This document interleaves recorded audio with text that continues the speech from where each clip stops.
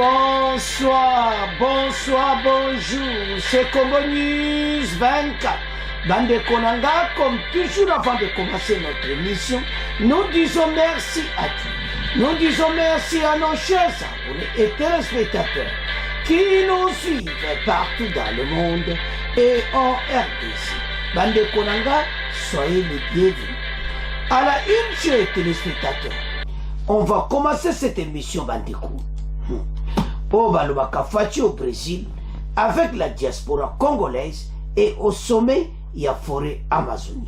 Beaucoup mona, par image, ndeni masolo zolika na Brésil, pendeni Fati, a solo lina ba Congolais, oyo bazana Brésil. Tous à la connecter. Deuxième point, chers téléspectateurs, et Yindi Bandeko, oyo kakala 5, ECC, CLC et M23 qui s'opposera à l'idée de la démocratie. Donc, balobi, que 5 ECC, bazandenge mokona M23, parce que s'opposer à la démocratie. Alors, bandeko zaya koyinda, oyo kakasomo koti, alors 5 bazana colère danser contre la CENI. Tous à la connecter, peut-être pour développer une émission à la mission. Troisième point, chers téléspectateurs, mon venu pour le dialogue avec M23 et puis Union européenne, bandeko Allemagne, bangoto na CENI, P na RDC pour la situation sécuritaire de M23, P pour la makamu ya élection. Donc développement parce que nous comprendre des situations précieuses comme ma casse ici Fati, tous les bâtis, alors tous à la connecter. Peut-être développer une émission là-dessus. Chers téléspectateurs, émission là-dessus bandit comme d'habitude. Yefsa baninga ere koki, auto sola masolo ya mbuka. Bande kotoko kende directement apprécié. Et pas au président de la République accueilli na kuna kosolola na bande ko ya diaspora pe ko na sommet ya forêt Amazonie. Dossier à forêt Amazonie, bandeko biso zana passé munene ya makambo yitali climat. Alors, ekoya pena Kinshasa mais avant de tokene na yango. Toko sola nanu. Dossier bandeko a diaspora ya Brésil. Bozo mona mokonza mboka partout soka kei. Il faut akutana na ba Congolais. Yakena ki sommet à forêt.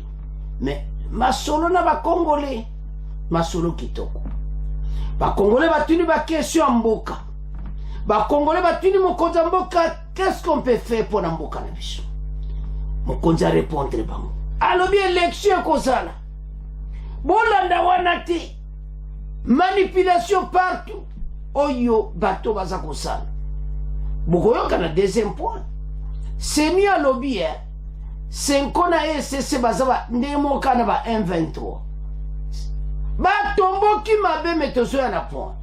Alors bandeko soto la situation mokoza mboka soka ke n'importe quel pays ba Congolais ba yokutana bo ese ba prison ba leki avant yi ezeko ko sala bo tunanga pourquoi za salamati soka ke na chaque pays il faut akuta na diaspora ya mboka wana wano babenga ka connexion ba Congolais bazana posa président na bango tala biso to mona ka boya so ba le basa la même élection monde entier que biso tout ko voter na ba ambassade partout tala facha o gagner ka élection tout le monde même à l'extérieur et ça ka fraction moké oyo bazana tendance moko ya kala tendance mon pe bazana naïve yango ba saba biloko zo mono bo na boy kolandaka o ma manipulation ya opposition et tout ça. Alors situation de ça nango mena et ça qui ba Congolais baza vraiment intéressé na mboka na ba pas comme avant tout le monde le sait que mutu mota za ko s'intéresser la politique à RDC parce que ça qui mawatro les 20 dernières années mais depuis 2019 que son excellence est accédé au pouvoir Tout le monde a besoin de l'info. Il y a Congo. Pas Congolais, il y a Brésil, Basoula Mokonzi. Et Bayeba, qu'est-ce qui se passe dans notre pays? Surtout dossier élection. Alors, rassurez bon qu'élection, tout le temps.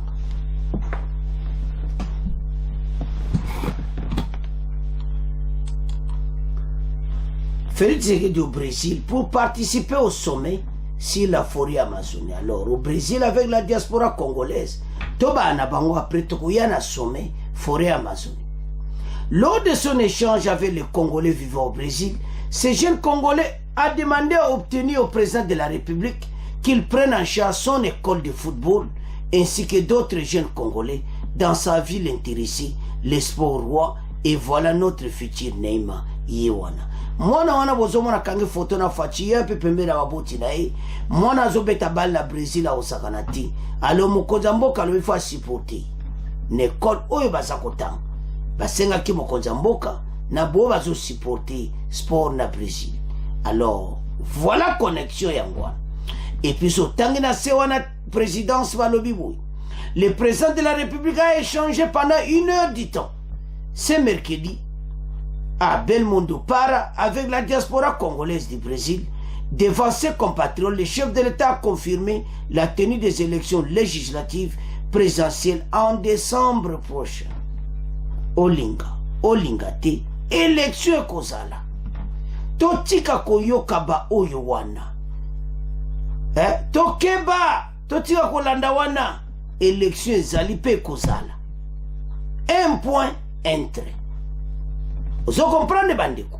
Alors, il faut que na makambo. L'Amazonie, le plus grand bassin forestier au monde, sera à l'honneur ce 8 et 9 août au cours d'un sommet des chefs d'État de 8 pays signataires du parc de l'Amazonie, à savoir le Brésil, la Bolivie, la Colombie, l'Équateur, la Guyane, le Pérou, le Suriname et le Venezuela. Le sommet se tient dans la ville brésilienne de Belém do Pará, où Félix Tshisekedi est arrivé ce matin sur invitation de son homologue Belzo Lulazo de Silva. Le président congolais est invité en tant que dirigeant du pays leader du bassin du Congo. Alors, bandeko, tolanda extrait oyo, bo to commenter bandeko. Cette autre nouvelle, le président de la République Félix Antoine Tshisekedi Tshilombo s'exprime aujourd'hui sur l'énorme potentiel du bassin du Congo dont les 2 tiers se trouvent en République démocratique du Congo. C'est au sommet sur le bassin de l'Amazonie au Brésil où il est invité par son homologue du Brésil, Lula da Silva.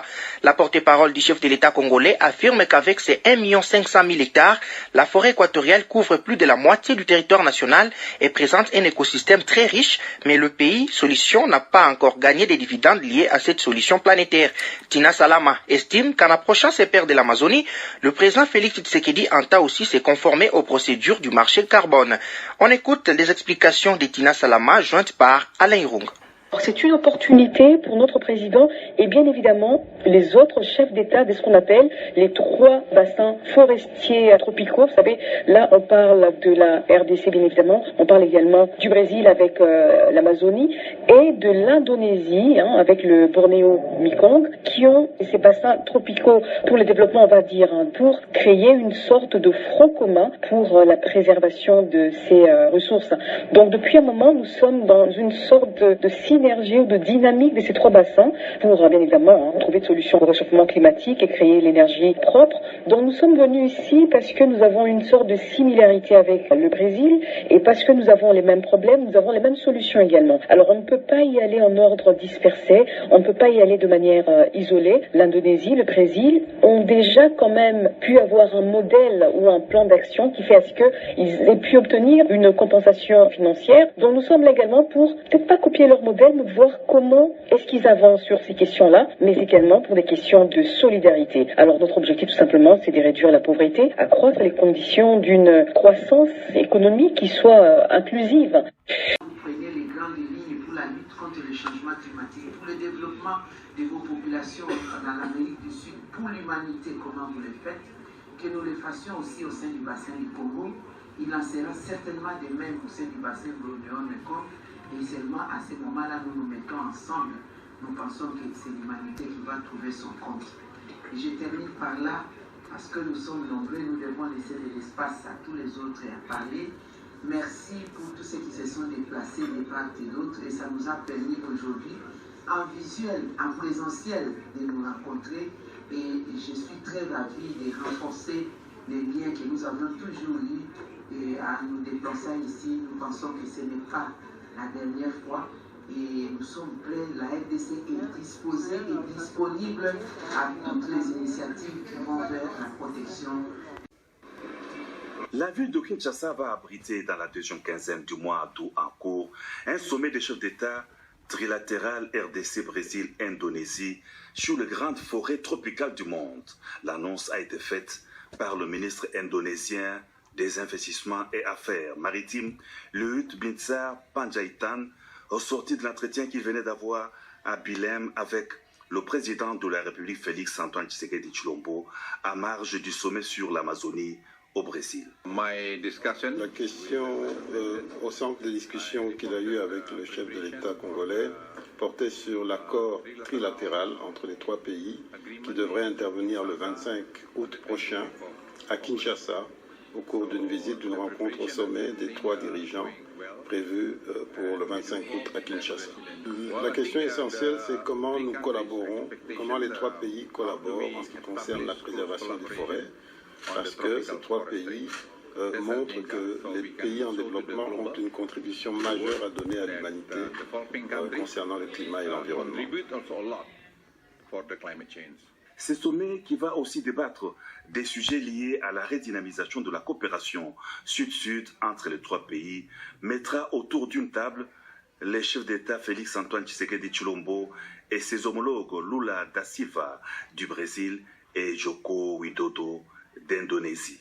Toujours à Belém, le président de la République s'est aussi entretenu avec le ministre d'État et ministre des Affaires extérieures des Émirats Arabes Unis, Cheikh Abdallah Ben Zayed, sur le projet du port en eau profonde de Banana dont les travaux sont en cours. Le ministre émirati a rassuré sur la détermination de son pays à parachever ces travaux qui permettront à la RDC de se doter de son premier port en eau profonde.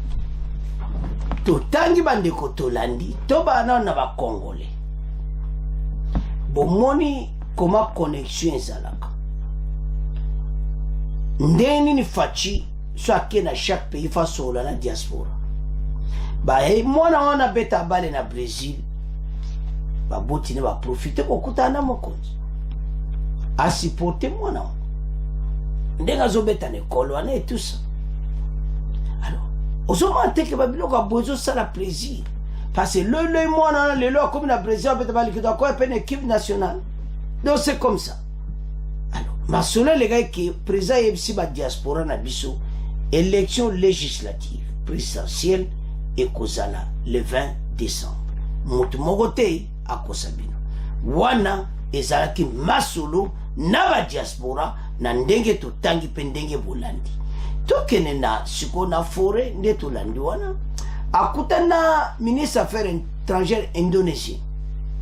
Et puis Maman na biso pasai papa salaki yi oazotala makambo ya environnement yi pas que parole ndenge tolandi. Alors kuna tozana makambo important bande kotala monde entier bazo kodise ba mbongo pour ces pays ba pays to tangi wana et surtout les plus grands pays eza Brésil et de sa deuxième après Amazonie, biso le bassin du Congo et après l'Indonésie. Biso trois pays wana batoko diriger bali konda wana balaro wana tout. Ya climat, il faut pas pesa biso. Parce que dans la grande forêt, yango nde to commander makambo wana.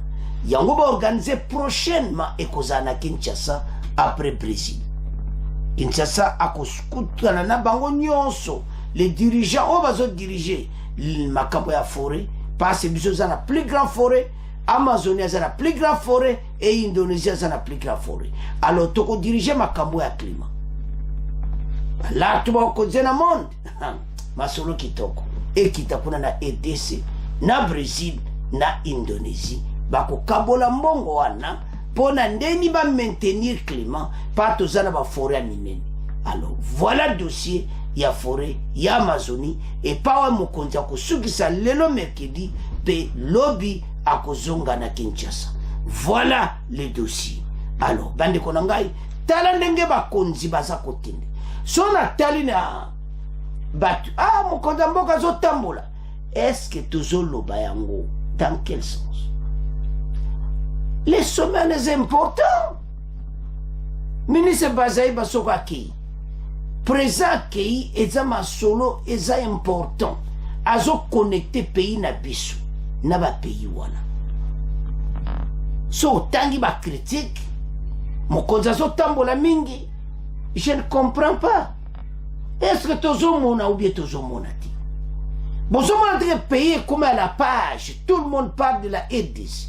C'est grâce à la diplomatie. Yangonde zo sala ke makambo kende bien. Tous à la télé quoi bateau bazo tchaka mobulu, ils sont là kaka ba pesa ba idée na bango, ka pona ko tia des hommes. Tout tia ko sala naïve. So mo ko zamboka saka loba bien que et comme le kola bateau bazo loba ki azo tambola ka pour rien. Arrête makambo wana. Mokonza mboka lelo RDC comme à la page tozaki pays moko kuté banate pays moko tu mawatro mais lelo le RDC comme à la page tala bino moko batu muska congolais ça contre la francophonie masolo leki bien à cause de moi extrêmement comme ma belle francophonie a tiena chaîne naï tala mentalité na biso oh bien tiete à cause de Kayamabe, Azol Tala francophone, Azol Kezari ici. Tala, à cause de moi, il l'a comme on va les présenter au peuple congolais. Tous mal informés, c'est pour ça que les mentalités ont changé. Là, on appelle ça congolais fauté, bateau basé à quoi bien information à l'Okuta, bien information mon cas pour manipuler, à du moins extrêmement bon, à lui Tala, parce qu'on s'abonne que l'équipe bien. Non, arrête. Et ça applaudit dans le monde entier.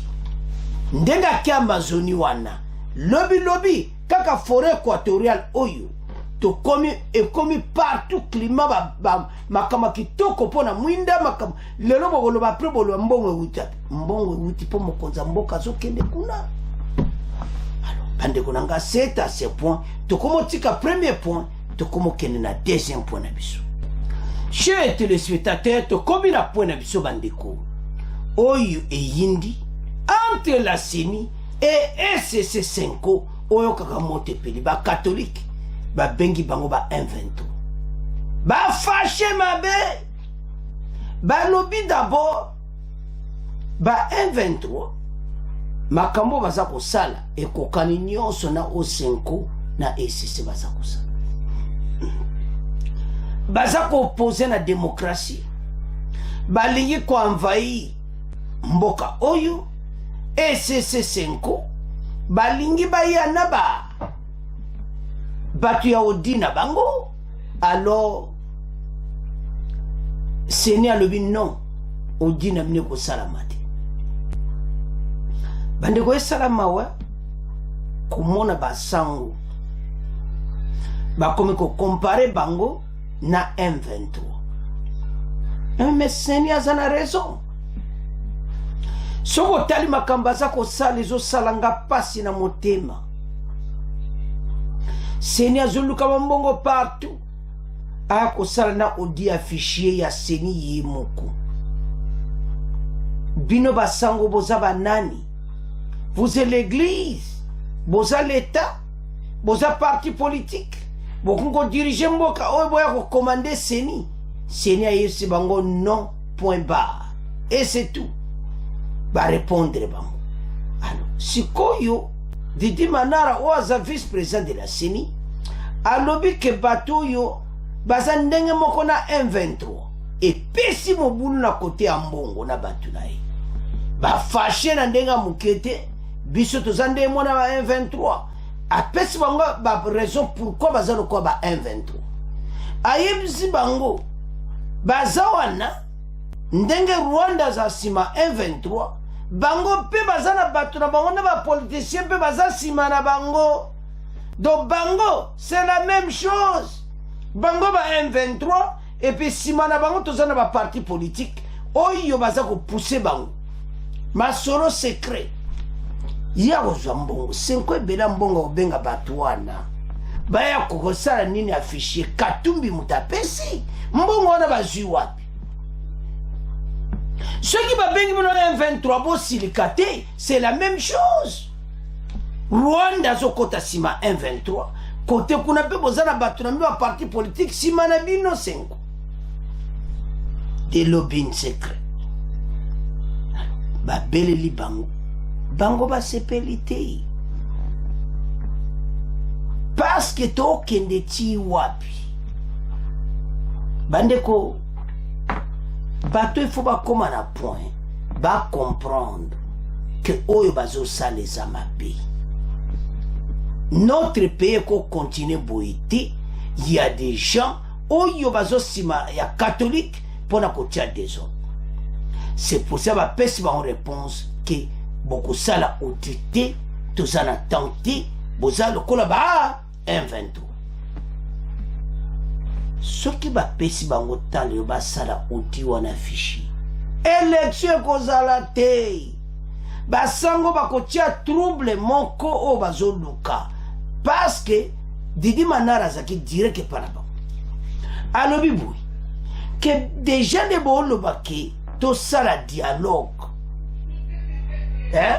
Déjà besoin de baki ba parti donc parti présentiel de présent Fachi. À ça la dialogue na ba Katumbi ba Fayulu ba batwana nyonso na FCC autour de la table ba kabula ba poste boza ndenge moko kaka na M23. Oazou luka dialogue na président de la République. Boza ndenge moko. Alors ba qualifier bango ndenge moko. Bango baza ko sirika. Bozo sirika pona nini. Makamnyo so bo sala ndenge moko. Batu simana bino de Rwanda zokende. Yami bale boza ko ya ba dialogue. Bolingi dialogue direct na président Fachi. M23 lingi dialogue direct na président Fachi. Bo sirika pona. Bondi mati. Alors bande ko voilà ndemo yindi. Mais totanga, tu comprends le dossier. 5 et celle-ci, le M23, Bandeko qui s'opposerait à l'idée de la démocratie a été ici. Un triumvirat des gens qui sont sous la houlette de certains lobbies, la CENI. CENI Moutalobibo. Le deuxième vice-président de la Commission électorale indépendante, Didi Manara, soupçonne une cohabitation entre le comité de l'aide de coordination, la conférence épiscopale du Congo, Senko et les terroristes du M23. Bazali, baso soutenant, baso cohabiter na bango, qui s'opposerait à l'idée de la démocratie en République démocratique du Congo. Dans une de ses sorties médiatiques, Didi Manara, au nom de la CENI, rejette la requête faite conjointe par la Senko et cessé de procéder à un audit citoyen pour le fichier électoral en cours. Et Zaya Koyinda, et si Yindi Balobi, ba rejeter requête na bango. Il y a audit citoyen, ba fâché na ndenga mukite, mais bozo silika ponani. Ba boy requête na bino, simple raison, parce que vous avez battu mon côté très compliqué.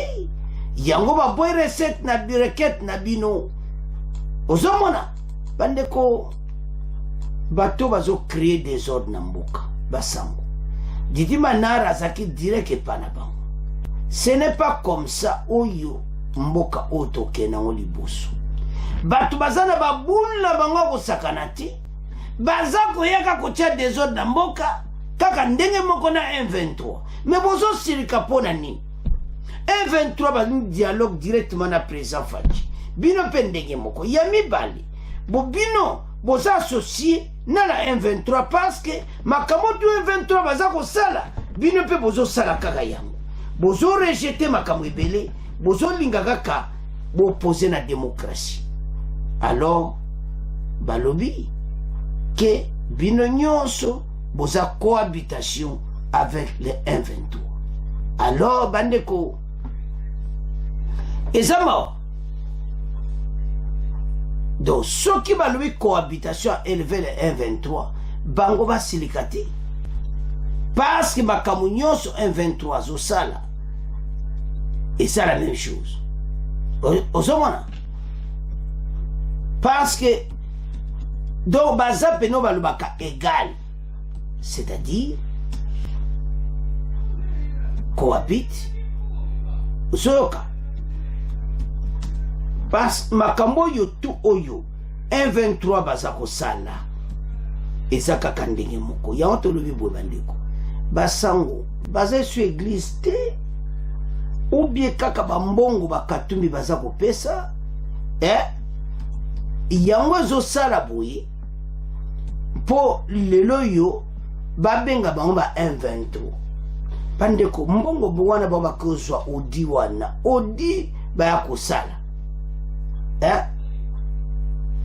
non congolais telema parce baza contre démocratie donc ezomona clairement été so botikeli bango temps toza na problème sérieux alors yango bozomona ndenge eza wana. Cependant, cette demande de deux confessions religieuses, le deuxième vice-président de la CENI ne voit pas. Azomonate ne voit non seulement une mauvaise intention de requérant. La 5OSC nous demande de co-gérer le processus électoral. C'est une aberration. Nous ne pouvons absolument pas prêter l'oreille à leur demande d'audit citoyen, a-t-il assigné d'entrée.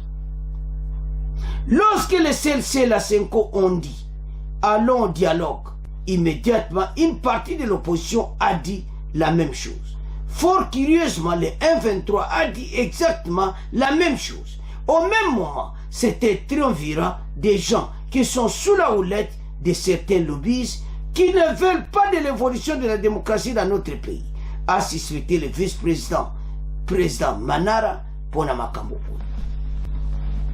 Tedi Manara a raison. Alors, bah 1-23 Makamba Osalande Monabino. Avançons. Chers téléspectateurs, tout tangi bisonyos tolandi. Situation oyo, bah sango bazoya nango. Heureusement, nzamba malamu. Seni ba comprendre bango, ba rejeter requête na bango. Ya audit.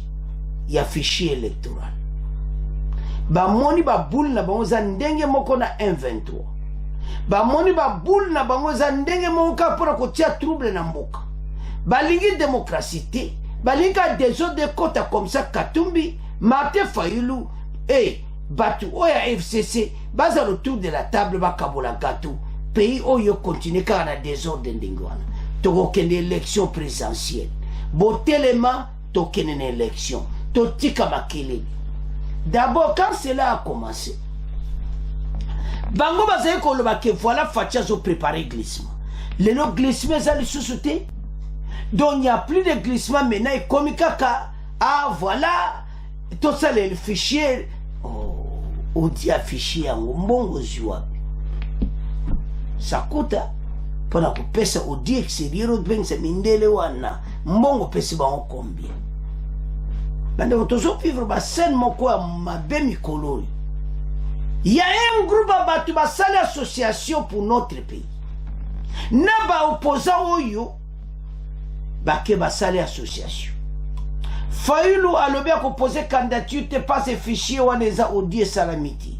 Ba bengani odi wana Fayulu vanana dossier na yo wana italio na ba député na yo. Tu comprends? Maintenant ok, ce qu'on a FCC à expédier Kabila. Bango pe baboyi na bango. Alors, maintenant des partis politiques bali bako participer te. Basala bongo. To avancer l'élection, to tika kolanda batu oyo. Bali mboka o démocratie kota te. Bali mboka ko makana désordre. Congolais tellement pour un dossier ou. Alors, bande konanga voilà le dossier. Ndenge komi ba Congolais élection ekozala biso tout ensemble tout tellement pour namboka. Alors bande konanga c'est à ce point to komotika deuxième point to komoka na troisième point donc élection penda le 20 décembre. Oh, chers téléspectateurs, comme il a point d'habitude, balubake yindi bande, quand on divise en deux. Donc, on a si pression au you. Union européenne, Occident, sur makambo et le kalambo cannabis. Sur l'élection, la situation sécuritaire, balongwe baye na balman, ba parlementaire na bangona bato allemand baye o bazana Union européenne ensemble na yemoko Jean-Marc Chatini na kati ya senio baye pona makambo ya élection pena situation à est. Après la deuxième partie, Museveni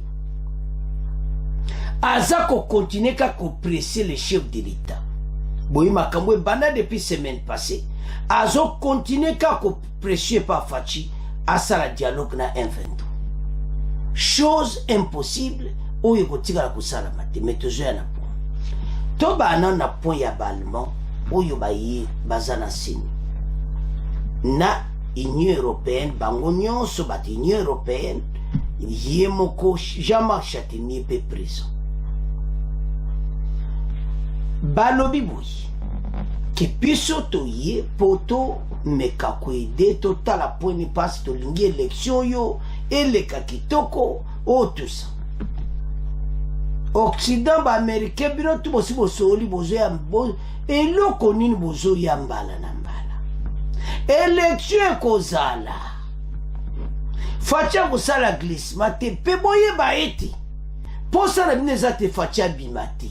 Mais tozo sebino ke facha ko bimane bino ba mindele oyo bozo ya na ba kob na ba mbongo na bino ye élection. O tozo supporter élection oyo.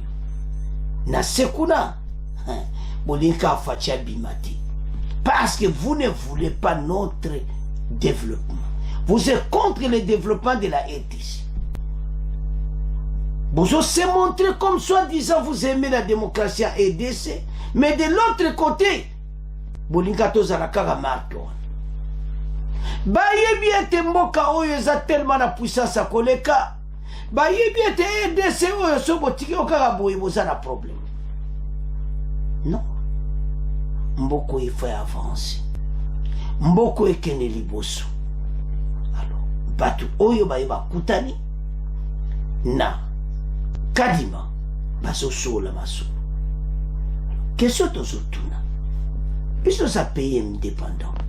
Pourquoi ba menacer à boy? Opposition na biso bazo ko loba kama bepa na bango. Parce que ba bazo mona ka lokola kedoma yu ezala kati ya seni et tout ça. Nana sama kambo opposition. Il crée des désordres alors que bazana problème sérieux. Maye na bongo comme mukuse, le stratégie à Mukozambo que Simbi va comme un problème. Aucun Union européenne, aucun États-Unis, aucun débrouille. Maye les célibataires. Baye koso la situation sécurité. Ngas que le repèse en Akanda. Bozo lo makamba 1-23 l'air, nyon so ba sa va dekana est, mais là nous sanga bino nde boye Union européenne, boye bisa Rwanda face à face. Que quitter ou bien ko jwa sanction makasi to pesa suba mbongo to pesa bino. Pour que Rwanda obimate, akobima. Mais ceux qui va faire quoi se passe ba sa semblant. Ya koloba contre le Rwanda alors que bazana bango ba pour. Mais mukoza mboka lekibina na maili bino bokate ya kobeta lisasi kobo lo ale guerre ngwe bandaka na ba arme wo pesi présent rwandais boza na plastique biso to yeba manevre nyonso bozo sala to yebi ko bozo menacer ce pays mais boko kelo kote biso to telemi na ndenga mukete pe to kotika bino yango te biso to ko gagner match on. Alors, bande ko tala ba ye ebe ba ye kaka kokuta na pona pona. Ba ye pona makama 1-23 alors que bango jamais ba doit condamner Rwanda. Il ne condamne pas, il vient seulement oh voilà à l'est, bah toi souffrir, qu'est-ce qu'on peut aider et tout ça. Aider quoi? entre-temps vous donnez les armes et pas bateau bazo bombardé qu'on a besoin à l'est. Ce dimanche on a tué encore 11 personnes. Si vous avez yangote, pourquoi on peut se présenter Rwanda punition? Bozo kokati. Alors, bayi kokutana na seni. To banana yango. Na makamasi sécurité après togoya na Museveni et Kagame. Totanga. Rencontre hier avec des parlementaires allemands en mission à RDC. L'occasion d'échanger sur la situation du pays, notamment la crise sécuritaire humanitaire dans l'Est, les jeux économiques, énergétiques et environnementaux du partenariat entre l'Union européenne et la RDC. Si l'Union européenne, quand on a un ambassadeur de l'Union européenne, bozo la situation sécuritaire, pourquoi bozo pesa? Il est présent Rwandais Tumbuti. Pourquoi bozo pesa sanctions ti? Bozo ya pakola bisoba. Tabande konana colère son otala babindele oyo. Bango bako condamner Kagame te mais bazako ya koye koloba voilà baza préoccupé na totika makelele. Ce sont des aventures.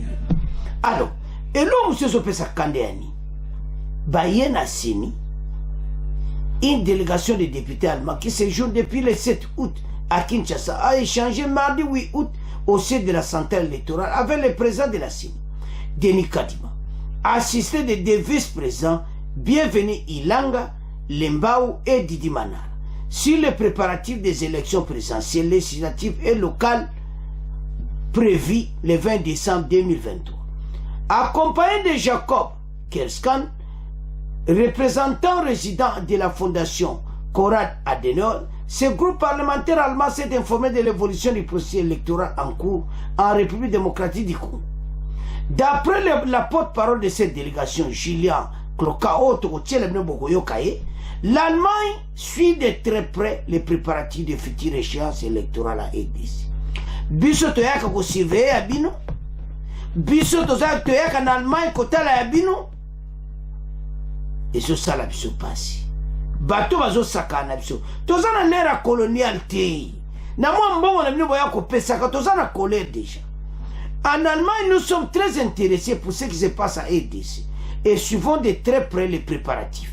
C'est pour cette raison que nous sommes venus pour nous acquérir de la situation et savoir comment le processus électoral est en train de s'organiser.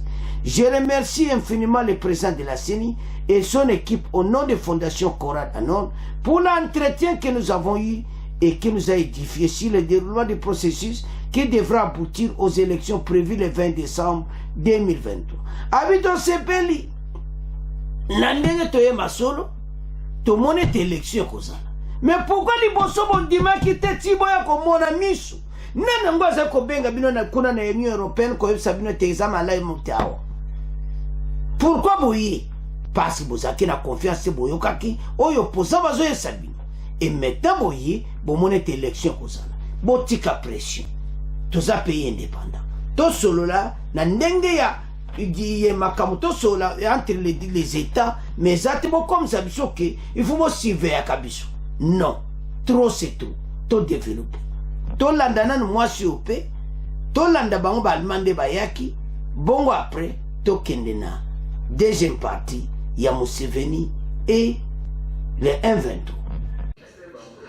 Assisté de deux vice-présidents, bienvenue Ilanga Lembo et Didi Manara Linga, le président de la Commission électorale nationale indépendante, Denis Kadima Kazadi, a échangé ce mardi 8 août 2023 avec une délégation des députés allemands en visite officielle à Kinshasa du 7 au 10 août 2023. En visite à Kinshasa du 7 au 10 août 2023 sur les préparatifs des élections présidentielles, législatives et locales prévues le 20 décembre 2023. Ce groupe des parlementaires allemands, accompagné entre autres de Jacob Kerstan, représentant résident de la fondation Konrad Adenauer, a pu s'informer de l'évolution du processus électoral en cours en RDC, dont la porte-parole, Madame Julia Klöckner, a dit que l'Allemagne suit de très près les préparatifs de ses futures consultations électorales. Wir in Deutschland sind eng verbunden mit Afrika, aber auch mit dem Kongo. Nous, en Allemagne, nous sommes naturellement très intéressés à ce qui se passe ici au Congo.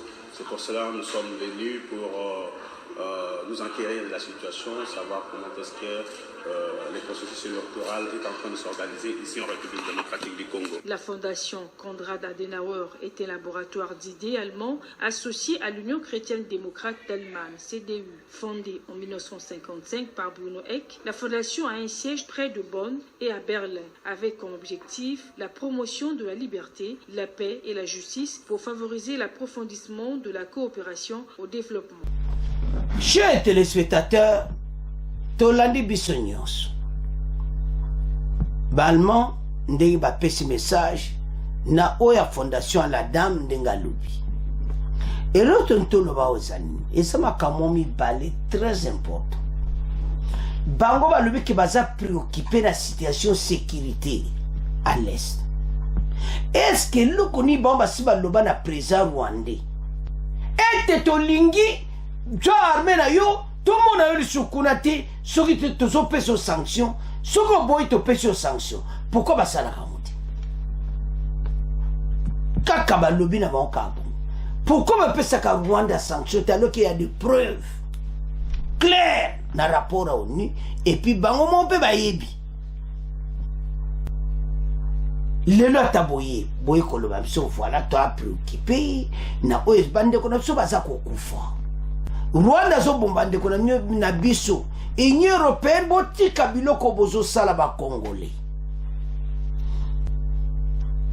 Des morts à cause ya oyo bato bino boyebi makambaza ko sala botiki bango libre. Le président rwandais et c'est un 23. Le président rwandais n'a pas panté na e azo lukandini. Bandeko soko talibato ya eza mao. Et puis na deuxième partie bakei na seni. L'heure est grave. Koloba na seni que voilà maintenant tout le monde pena to soli bien, tout le monde penda que élection est kozala. Maintenant nangwa yebse bino que élection kozala ti. Que bozo délégation monene ndingi wana ndeto la na vidéo.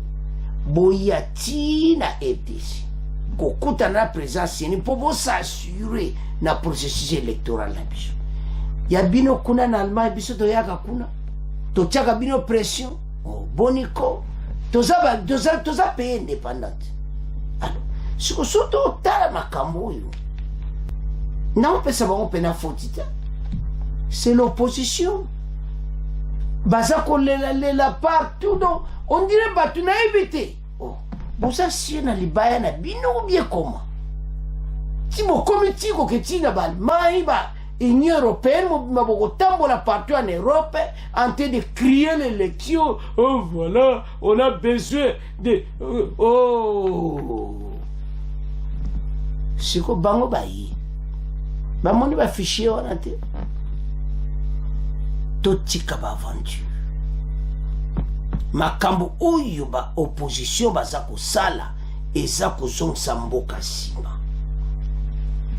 Opposition na biso bazosala makambo moko ya mawa. Voilà les dossiers. Bandeko wana ezalaki point ya Balman na Union européenne oyo bayaki pona situation sécuritaire na élection. Tokomo tika parti wana na bino bo komandi. Ndeko na no s'abonner na chaîne oyo kosepela. Tala yo moko. O info to so la bino. Ozo tanga ozo comprendre. Bo sale fo, bo s'abonner avant même quitter. Donc est-ce qu'on a point na biso suka. Le président Ougandais Museveni asa ko tia pression le kola fachi. Nyon so sa fati faut collaborer na M23. Bosa dialogue na bango. Atiki akora Luanda wapi. Ngoni place makambo evandi pendaki. Bon. Wela akora Luanda oto sinyaki. Comme accord Museveni et comme bo dialogue. Bakonzi bondi mati. Basa mutu moko na président rwandais bayebi ete baza na échec bayebi ete bakob le 8 septembre ezokoka bakosala remise et reprise armée ougandaise na Bunagana na Sadek. To faire attention botelema na position wana. Guerre à est bandeko eza kosila kaka boyi. Les stratégies Uganda tchétché bakele baza ko collaborer na bango, ça se voit. Bo collaborer. Mais eloko za clair to longo la idée que lelo soki EAC accueilli a kozong sa bamboka na M23. Non, ce n'est pas comme ça. Bakoupe sango na Sadek. Sadek na biso ali ensemble. Tout récupérer ma territoire même avant l'élection. Il y a besoin que partout bazo la kibe élection à l'est, il faut ça. Alors, bandeko. Ezo salama wa l'air moko. Ben formation ndenge tambola kaisa abindi. Uganda na Rwanda bayebi oya mabe basali na mboka na biso.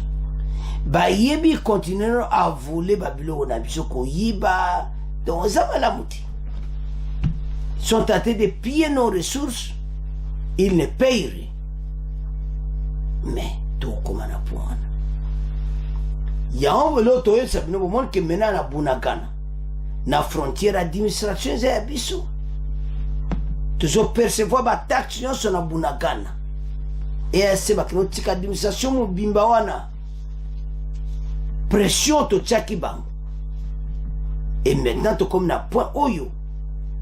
Présent Ougandais aza consisté par Fachi. Et ça c'est la propriété. Tomeka ko tanga bandeko. Et yindi Museveni pour dialogue avec M23. Bandeko soko tali yewana na Uhuru Kenyatta oazo diriger masolo ya M23 na ya ba groupe armé à l'est. Uhuru Kenyatta ba soli na ye donc selon ba omi bali que Fachi fa négocier na M23. Ça ne se fera pas. Ba konji botelema na position na bondi mate. Oyo quoi disent soi-disant ya kokoloba et ko sala mate botelema na yango parce que toko collaborer na batu au TP ko simbati. Alors situation actuelle et ça que biso sto telema pona mboka.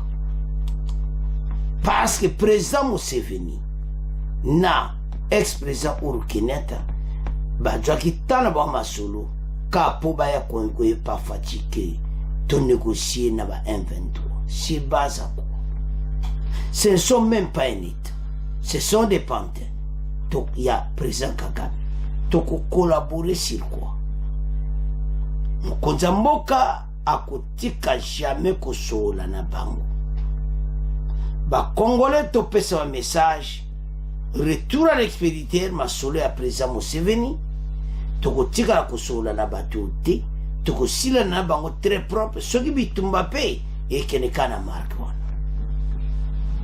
Boya kokosa kosa biso ba pamba eze sutan wana ti. Position tozana ngo toko telema na yango et puis toko avancer na yango. Voilà le dossier oyo ya président ougandais ou aza ko insister par Fachi Toloba. Bandeko pression ezaga akoye pa mokonzi mboka. Bayebete septembre zokoka EAC azokendi. Pona bongo za malamba convaincre Fachi asa la dialogue direct na M23. Chose oyo ba Congolais ba boyi. Yemo Fachi pa lingia ngote. Eko salamate. Tanto ta biloka ba bandeko. Biso to soutenir mboka. Président Ougandais baza kosala fête na mikola ko yiba ba coltan na ba or. Maintenant bazolinga ba continuer le même système.